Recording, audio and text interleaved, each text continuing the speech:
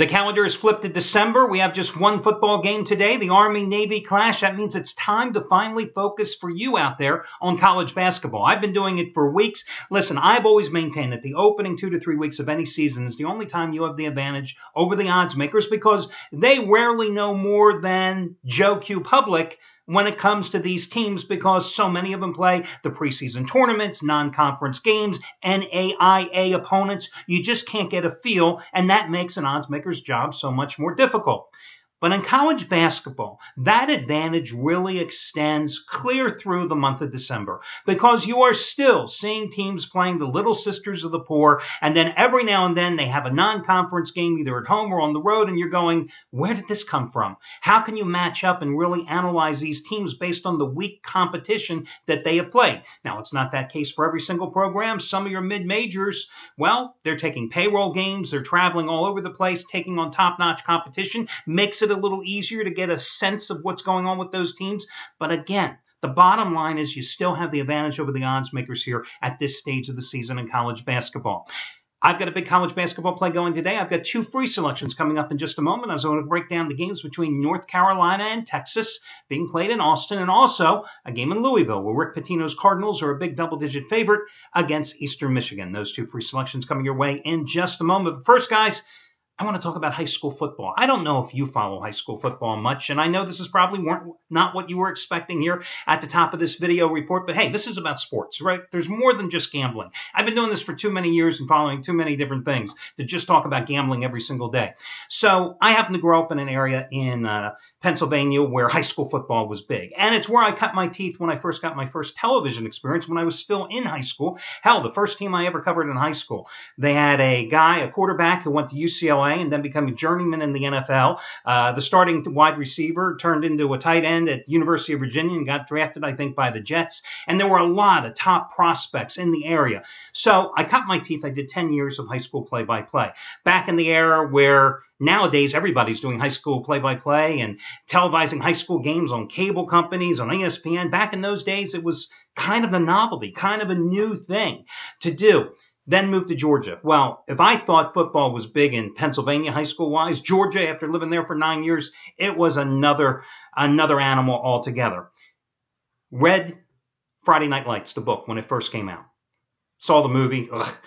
Got hooked on the TV series like so many other sports fans out there. Really got me interested in following Texas high school football.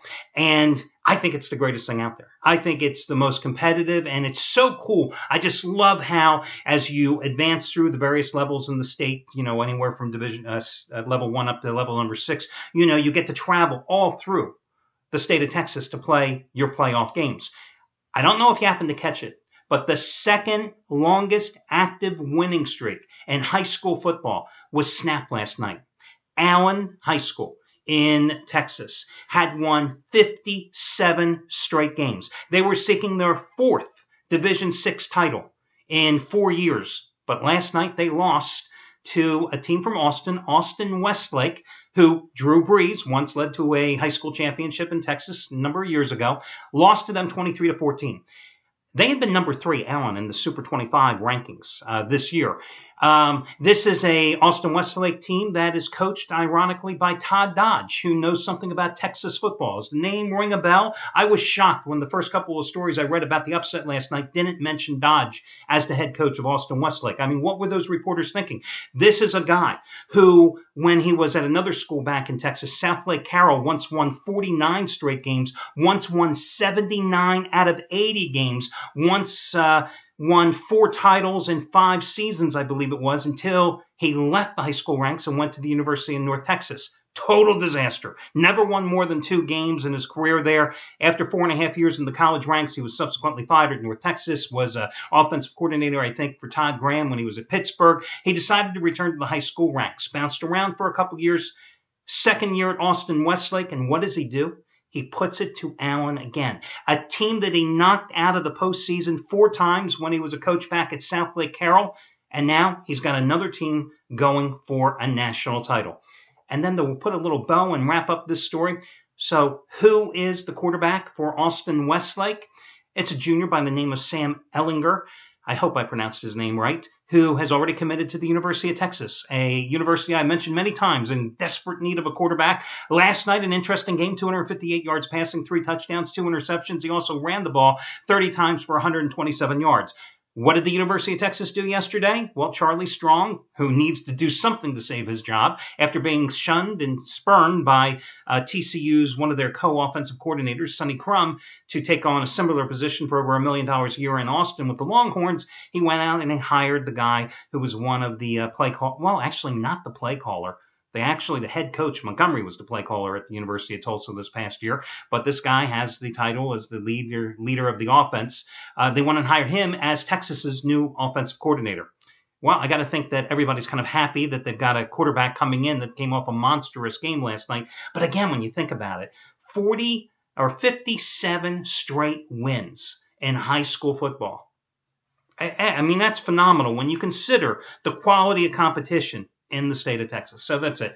I digress. We get away from high school football. This, of course, being Saturday, remember. But again, guys, listen, if you're coming here every single day, and I've got to do these reports every single day just to talk about gambling, I would go nuts.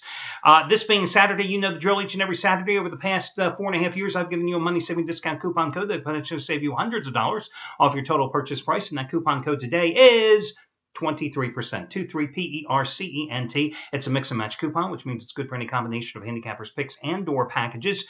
Only stipulation, it's a one-time usage coupon, which means you've got to put everything in your shopping cart at one time, and then that maximizes your saving by using the coupon code. So you can't come in and get Scott Delaney's big play and 3 hours later come in and get Brad Wilton's. No. Everything in your shopping cart at one time to maximize your savings and save 23% off in the process. Jeff Benton is going to be the featured play today. He has been a discounted winner for you each of the past 4 days, so why the hell not give you another discounted play from him today? Not only is he going for winning day number 5 in a row and 9 out of 11, but as the half-price play of the day, he today has his 100-dime hoops winner number 3 in a row. His non-conference lock of the year, Boise State and Oregon. 2-0 sweep with 100-dime releases this week. You got both of them for half price. One was the Thunder, a 2-point favorite by 37 points at Memphis on Tuesday night in the NBA. Wednesday night, he went with Dayton, an 8-point dog at Vanderbilt. They won the game outright. You got them each for half price. Same thing today by using coupon code HALF for his 100-dime winner number 3 in a row. Twice as strong as his 50-dime winner that you got discounted on Thursday night with the Vikings and Cardinals under. Twice as strong as his NBA 50-dime winner last night with the Lakers and the Spurs over. Props going out to Scott Delaney. Yesterday, he was the featured play, and you got his 100-dime non-conference game of the year. How easy was that one? Pittsburgh, 18-point favorite at home, rolling over Eastern Washington by 33 points. You save $60. You can save $60 again today because he has another 100-dime play. It's another non-conference lock play. It's number 2 in a row, Utah and Wichita State. Remember, 100-dime plays in all sports the past 4 years. Scott's record, 97 wins, 64 losses, and 2 pushes. And with major wager plays, which are considered 50-dime plays or higher, he has made $10 bettors a little over $32,575 over the past 4 years. The coupon code is 100dimes, 100dimes, and that will save you $60 for a second straight day with Delaney's best bet. Now, Army-Navy, I think it's an interesting game here. Listen, it's a rivalry game that surpasses all other rivalry games. A week ago today, I would have told you Navy would annihilate Army. But I just don't know now what the mindset of the midshipmen will be after they had a shot to advance to the inaugural AAC championship game. And I should really say 2 weeks ago I would have said Navy would have beaten Army because after Navy got annihilated by the University of Houston 2 Saturdays ago, I mean, the Cougars just dominated them, ending their winning streak, a streak where they had won, I think, 8 out of 9 games with the only loss to Notre Dame in that stretch. Yes, they've had 2 weeks to prepare. Yes, this is the biggest game for the middies, as it is for the cadets. But can they cover this huge number? I don't know. I really don't have any interest in the game. But Trace Adams certainly does. And listen, it's his Double Your Wager 2,000 star winner number 8 out of 9, the Army-Navy side. You save $70 on this play by using coupon code TRACE, T-R-A-C-E. He's going for his 4th straight 2,000 star Double Your Wager winner in college football, number 4 in a row. His last one, Memphis, remember what they did to SMU a couple of Saturdays ago by 26 points? Yeah, that was his last one in college football. Anyway, he's made $1 bettors, $27 grand the past 2 months. He's made him $18,600 the past 31 days. So those are among your highlighted coupons and discounts today. You can catch all the others over on the homepage. Let's get to your complimentary plays now. I'm going to take a look at the North Carolina-Texas game. Tar Heels Davidson took the floor against them on Sunday, and they just wiped the floor with the Wildcats. They dismissed them easily, 98-65. I wasn't really that surprised because this Davidson team that was so good in its Atlantic 10 debut last year really lacks in the defensive department. Plus, Tar Heels, Marcus Page, second game back. He's averaged 16.5 points in his first two after missing the start of the season because of the broken hand, and he changes that whole dynamic for that North Carolina team. You've got a Texas team that's coming off a 116-50 home rout of University of Texas San Antonio. But the game prior, as a 21-point home chalk, Shaka Smart's team, they only beat Samford. Samford, okay? We're not talking Stanford. We're talking Samford. They only beat them 59-50. Their biggest win this season was an overtime win against UT Arlington. They lost at Michigan by 6. They lost to Texas A&M by 11. They lost to Washington by 6. So in all their step-up games, like I like to call them, they have failed except against University of Texas Arlington.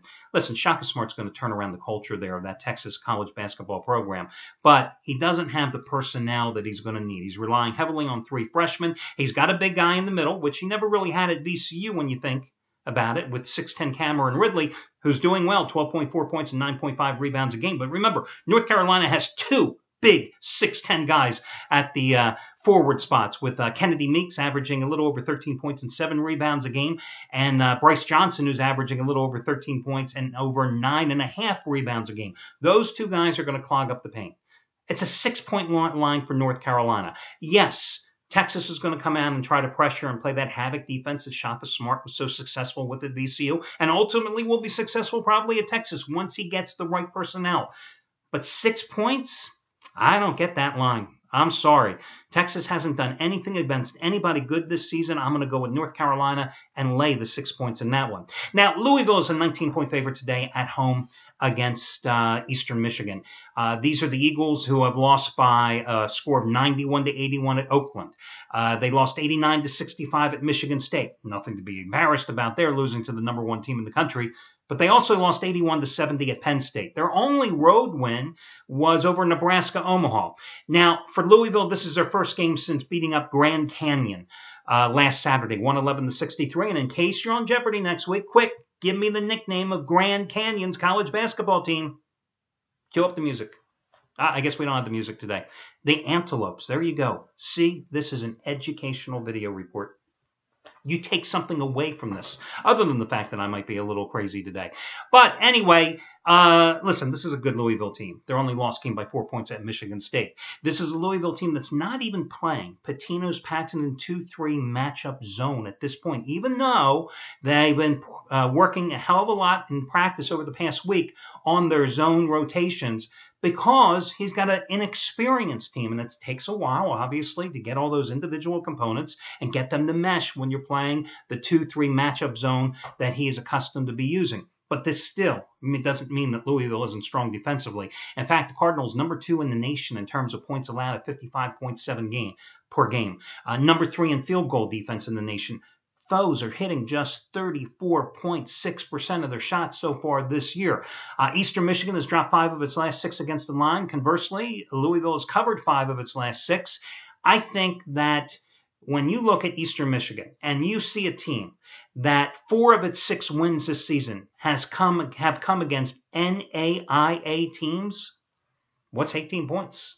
Why not lay 18 points? Because Louisville should just show up and win this game by 23. Again, this is going to be their first game for the Cardinals since last Saturday, okay? So far at home, they have won every single home game by a margin of 20 points or more. Granted, they played Samford. They played North Florida.